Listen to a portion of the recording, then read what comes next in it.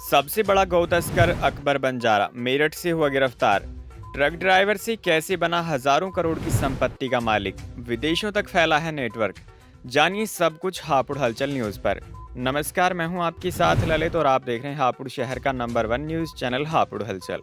उत्तर प्रदेश के मेरठ का एक मामूली ड्राइवर गौ तस्करी करते करते न सिर्फ 1000 करोड़ की संपत्ति का मालिक बन गया, बल्कि नॉर्थ ईस्ट में उसने तस्करी और गोवंश मीट का एक ऐसा सिंडिकेट भी बना डाला जिसका मायाजाल बांग्लादेश तक फैला है। उसके गैंग में 150 से ज्यादा सदस्य हैं। उसके इरादों के आगे नॉर्थ ईस्ट के बड़े बड़े माफियाओं को घुटने टेकने पड़े। असम पुलिस ने उस पर 2 लाख रुपए का इनाम भी घोषित किया हुआ था। बता दें कि नॉर्थ ईस्ट का डॉन कहा जाता है इसे। यूपी में उसे कोई नहीं जानता, लेकिन उसे नॉर्थ ईस्ट का डॉन कहा जाता है।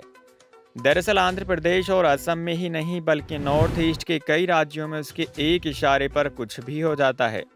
कभी वो गुलामी की जिंदगी जी रहा था, लेकिन आज उसे लोग गो तस्करी का बेताज बादशाह कहते हैं।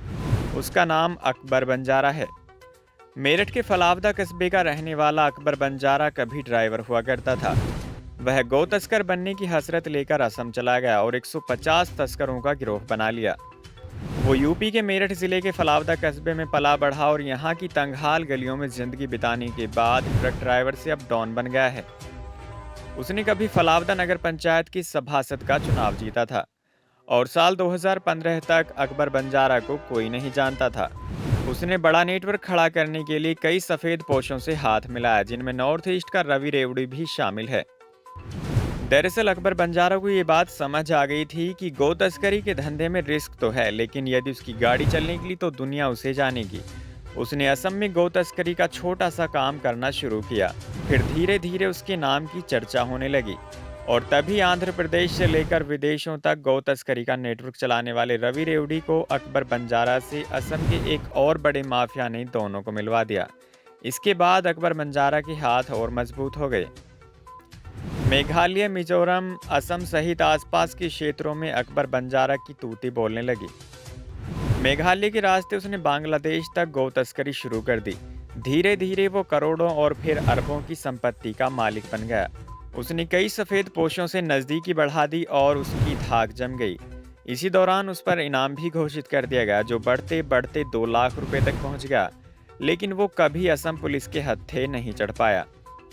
अकबर बंजारा को पकड़ना मुश्किल ही नहीं, नामुमकिन भी था, लेकिन हर बार वो चकमा देकर भाग निकला। असम पुलिस कई बार मेरठ और फलावदा भी आई, लेकिन हर बार बंजारा भाग निकला।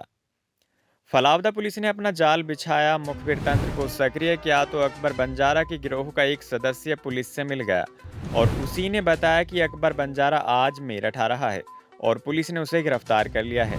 पुलिस ने अकबर बंजारा के भाई सलमान और शमीम को भी गिरफ्तार किया है। आपको बता दें कि मेरठ के फलावदा कस्बे के आसपास ही उसने करोड़ों रुपए की बेशकीमती प्रॉपर्टी भी खरीदी है। जिस भी प्रॉपर्टी पर अकबर बंजारा की नजर गई और उसका दिल आ गया, उसे मुंह मांगी कीमत देकर खरीद लिया गया। जिस अकबर बंजारा के पास रहने के लिए एक छोटा सा मकान था, आज उसके पास इतनी कोठी और मकान है कि उसे शायद खुद भी नहीं पता होगा। बहरहाल पुलिस उसे गिरफ्तार करके असम ले गई है।